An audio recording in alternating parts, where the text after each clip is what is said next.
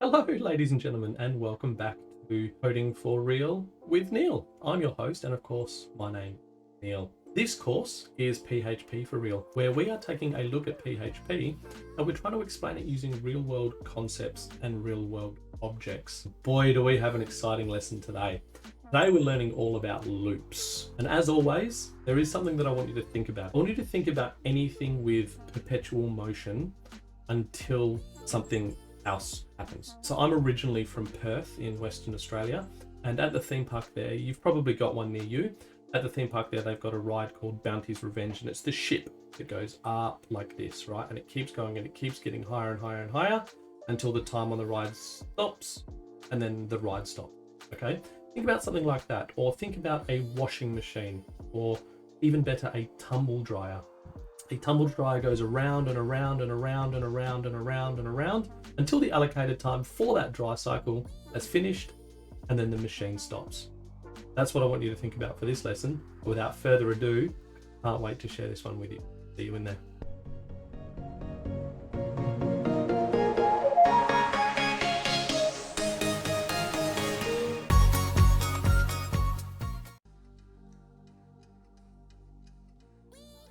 First of all, let's discuss what a loop is. So we're talking about loops. Now, a loop, in a very simple sense, is it's going to perform, or it's going to execute the same code over and over and over until a condition is met. So instead of rewriting multiple lines of code because you want to perform the same operation multiple times, instead you would use a loop. So you'd set a condition and then the code would execute until that condition is met, or until that condition becomes false. And that's what a loop is. Now in PHP there are 4 kinds of loops. So the first one we have is the while loop. The second one that we have is the do while loop. The third type that we have is the for loop, and the final type is the for each loop. And I'm going to be going through each of these examples in this lesson so that we can get a really good understanding of what loops are all about. And make sure you do watch this until the end, because at the end I'm going to be giving you a little bit of bonus knowledge about loops. All right, so the first example we're going to be going through is the while loop. And the while loop is really, really simple. All it does is it's going to execute code while a condition is true. So the first thing we need to do is we need to open and close our PHP tags. Just like that, you know how to do that. Then we would use the reserved keyword of while. Then we would open and close parentheses, and we would open and close curly brackets.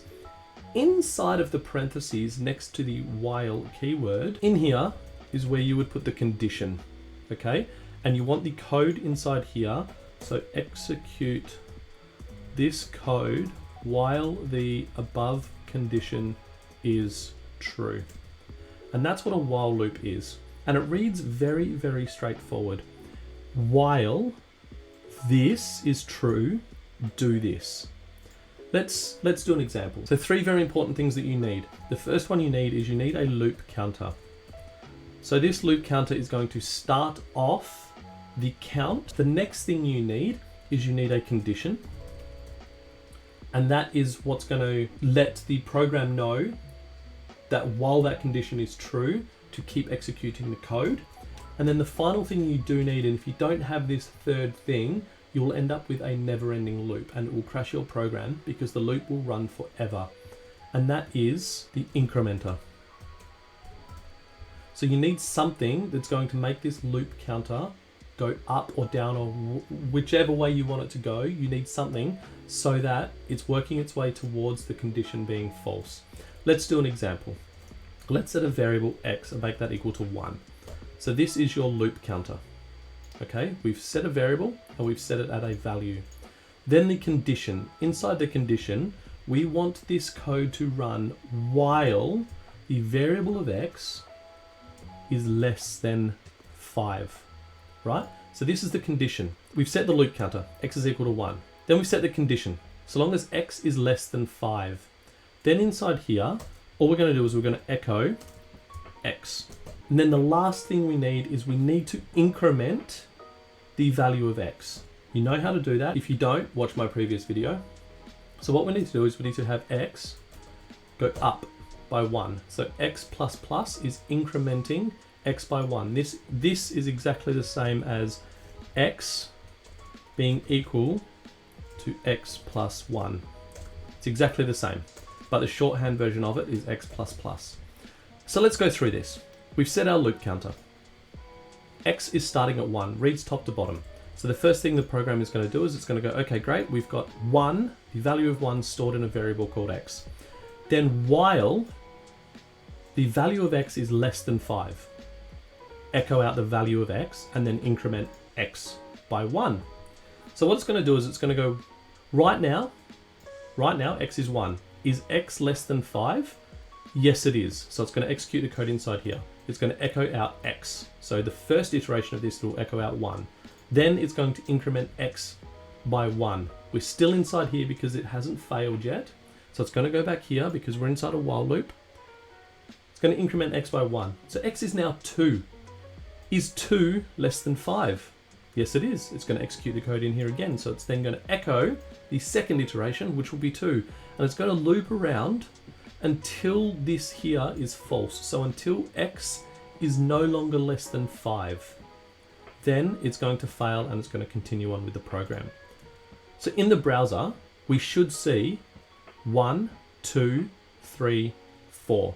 Let me just echo a break here so that we get each one on a new line. Over in the browser, so here we are over in PHP course and we are in lesson 10. We go in here and we get 1, 2, 3, 4 because it is looping around 4 times until the condition of x being less than 5 is false. And that is the while loop. So the next one we're going to look at is the do while loop. And this works very similar to the while loop with one major difference. The while loop checks the condition first and then executes the code inside the curly brackets if that condition is true. The do while loop, however, will always execute the code at least once because it checks the condition after the first iteration. Let me show you what I mean. You set it up exactly the same. Let's open and close our PHP.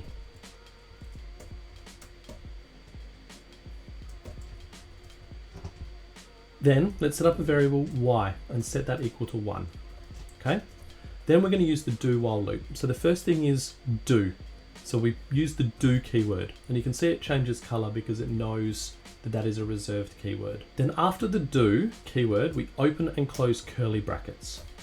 Then after the curly brackets, we do a while, then we open and close parentheses, and then we end the line with a semicolon. And this is how you set up a do while loop.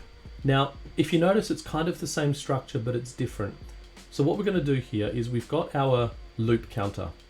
We've got our y, our variable of y, which has a value of 1 stored within it. Then in the while, just like in the while loop above, we are going to do the variable of y is less than 5. It's exactly the same. While variable less than 5, while a variable less than 5. Then inside the do, this will execute code once and then check the condition in the while to see if it is going to execute again. Right? So inside here, what we're going to do is we're going to echo, very simply, echo out y. And then we're going to echo out a break.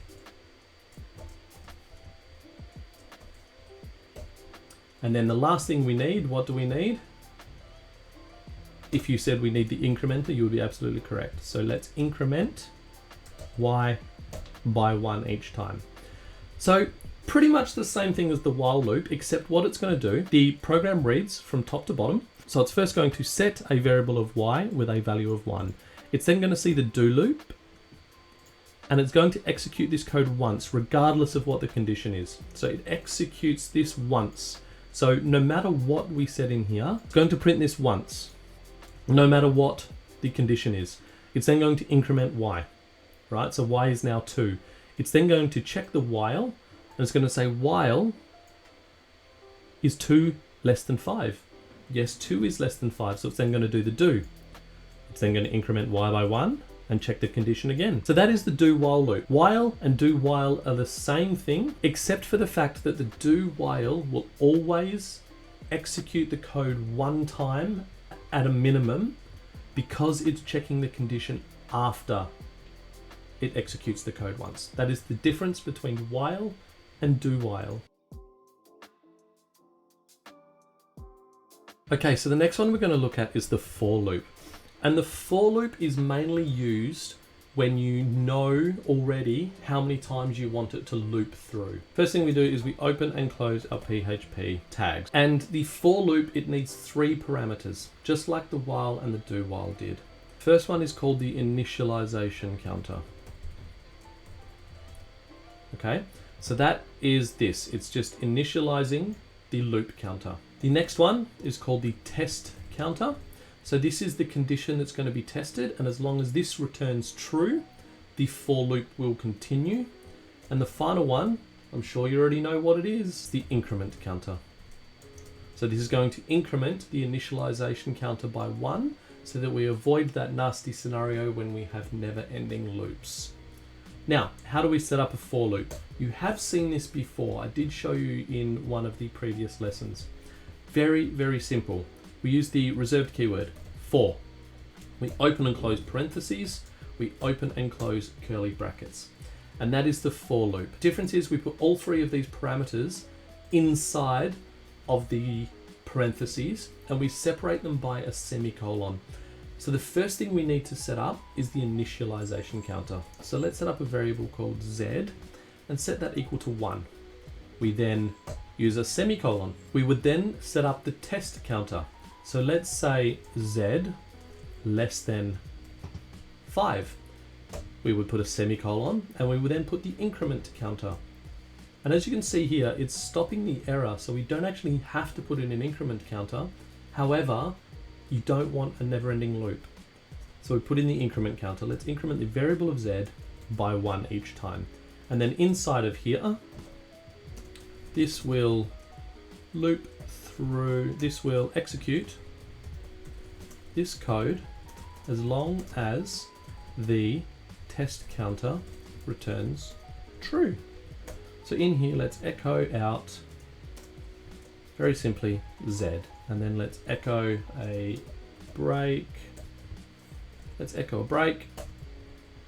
So let's talk about this and what is happening here. We don't need to set up a variable at the start like we did with the while and the do while loop, because we're actually putting it inside of the parentheses. So first of all, we have the for loop, and the browser will see the for loop, the program will see the for loop and know what's going on. Then it's going to say, right, we're setting a variable of z, we're setting it equal to 1, okay? Is z less than 5? Yes, it is. So it's going to echo this, then it's going to come back and it's going to increment z by 1. Is z, so z is now 2, right?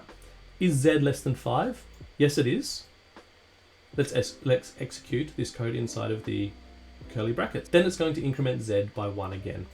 And this can be a little bit confusing to understand because it does the first 2 parameters, then it executes the code, and then it does the third parameter. And when this middle one here, the test counter, returns false, it ignores this, and it ignores this, and it continues on and exits out of the program. Let's have a look at this in the browser. So over here, we didn't have a look at the do while loop, so we should get 1, 2, 3, 4 3 times now, because the second set will be the do while, then the third set will be the for loop. So we get 1, 2, 3, 4, we get 1, 2, 3, 4 from the do while, and we get 1, 2, 3, 4 from the for loop. And that is the for loop. The final loop that I do want to talk to you about is the for each loop, and this is a special kind of loop. For each loops only work with arrays. So let's just put a little comment in here. Only works with arrays, and that's what they're designed to do. The for each loop will loop through and execute the code for each element in an array. Let's do an example. First, we need to put in our PHP tags. Then let's use the reserved keyword of for each. Okay, and then we open and close the parentheses just like the other loops, and we open and close the curly brackets. Then inside of here, we need to put in two parameters. The first parameter is the name of the array. So in here we would put in array, and then we would use another reserved keyword as, and then the second parameter we need to put in here is the value that we would want to draw out. So we'd put in here value. And then what this code would do is this would assign the current index of the current iteration of the array to the variable value. Let's do an example so that it makes a little bit more sense. Let's first set up an array. You remember how to set up arrays? Let's do cars, okay? And we make that into an array. We open and close parentheses, and we put in the curly brackets. Let's put in here a few different cars. Toyota. Let's put in Honda. Let's put in Ford. And let's put in, I don't know, Mazda. So very simply, we've got an array of 4 different car names, and it is assigned to the value of cars. The first thing we need is we need the name of the array. So the name of the array is cars. Then we need to assign it a value. So let's just set it to car, so the singular of cars.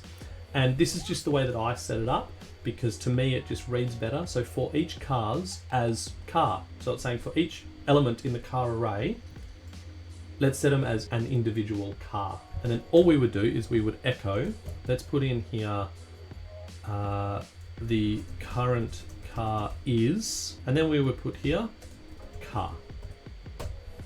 Then we would echo out a break.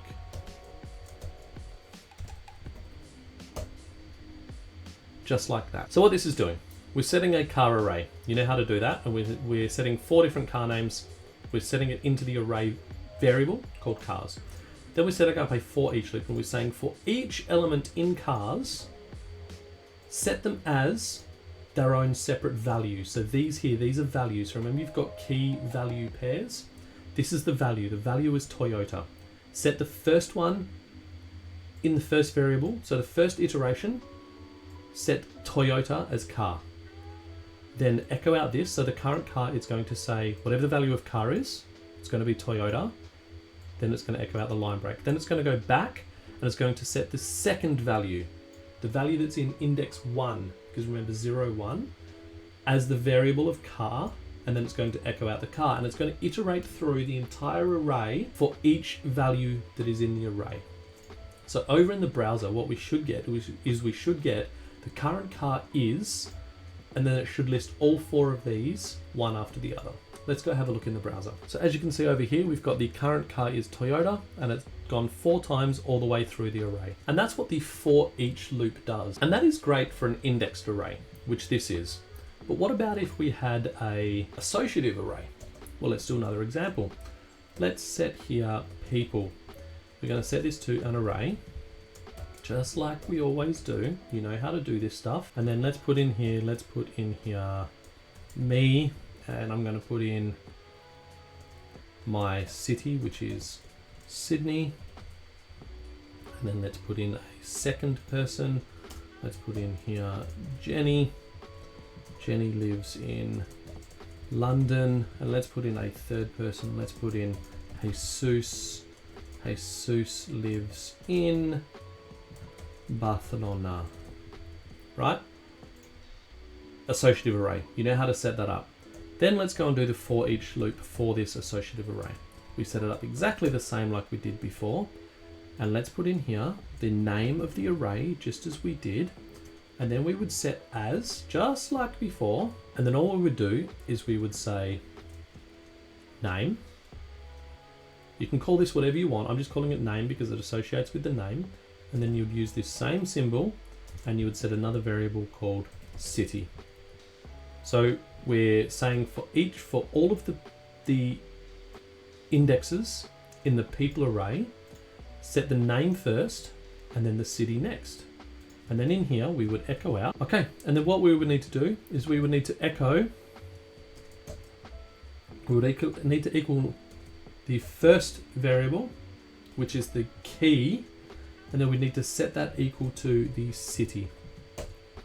And then we'll need to echo out a break. So over in the browser, let's have a look at what this comes out at. And we refresh, and nothing. Okay, so we've made an error. Let's go and have a look back in Visual Studio. So let's have a look at this. So people city, so we've set up an array. We've set that up fine, there's no problem there. So it's an associative array for each people city. Oh, that's why. So you see how this didn't highlight this one? So I've done a spelling error here. So for each people's city. So you need the full name of the array. So I did a little typo there. Now let's go and have a look. Let's refresh. Oh, here we go. We get me equals Sydney, Jenny is in London, and Jesus is in Barcelona. And that is the for each loop for an associative array. The last little bit I do want to do for you is a little bit of a bonus, and we're going to have a look at the break and the continue keywords. You've already experienced the break keyword a little bit, but the continue keyword will be new for you. So the break keyword is used to move on, to make sure that sections of code aren't repeated if you don't want it to repeat. It's used to jump out of loops, for example. That's what the break keyword does. And the continue keyword is used to just skip one iteration of a loop. Let me show you an example. Let's open and close our PHP tags as always. And then let's use a for loop. So we'll do for, we'll open and close parentheses, open and close curly brackets. Inside here, let's do x is equal to 1. We are initializing. Then we're going to do, while x is less than 5, the condition. And then we're going to say x plus plus, so we're iterating through. Then inside here, we're going to set an if condition. So we're going to say if x is equal to 4, we open and close parentheses, we want to say break. Okay, and then down here, outside of the curly brackets of the if statement, but still inside of the curly brackets of the for loop, let's echo out x. And then let's echo a break. So what we're doing is we're setting up a for loop. Okay, you've already seen how to do that, but then the only difference is we're setting up an if condition inside of the for loop, and we're saying if x is equal to 4, you're going to break. So you're going to jump out of it, right? So it's going to first start at 1. So x is going to start at 1. Is x less than 5? Yes, it is. It's going to look at this if. Well, this is false, right? So it's not going to execute this code. So it's going to echo this. And it's going to happen until this is true. So once it goes through 1, 2, 3, it's then going to be x is equal to 4. Is x less than 5? Yes, it is. Let's do this code inside of these yellow curly brackets. Then it's going to say the if condition and go if x is equal to 4. Well, x is equal to 4. Let's echo what is inside of here. Let me make this less than 10 just so it's a better example, right? And then it's going to break. So it's going to break outside of the loop. So what's going to happen is once the x gets to 4, it's going to break out of the loop completely.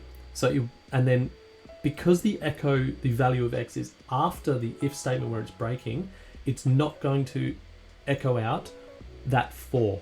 So we should see over in the browser 1, 2, 3. Over in the browser, we get here 1, 2, 3. If I was to move this up to execute before we get to the if statement, we'll see 1, 2, 3, 4 in the browser. 1, 2, 3, 4 because it's echoing out 4 before it breaks out of the loop. That's what the break statement does. Let's have a look at continue. What I'm actually going to do is I'm just going to copy this code, right, down here.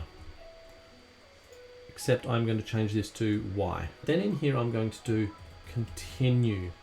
So this is exactly the same. It's going to start at 1, it's going to loop through until this gets to 4, then this is returning true. When this returns true, it's going to hit the continue keyword. And what the continue keyword does is it skips this iteration of the loop. So it's going to go 1, 2, 3. It's going to continue. It'll skip 4 completely. It'll go back to here. So instead of executing the 2 echoes, it's going to go back up to the condition. And then it'll go 5, 6, 7, 8. So what we should see is we should see 1, 2, 3, no 4, 5, 6, 7, 8, 9, 10. Over in the browser, we refresh.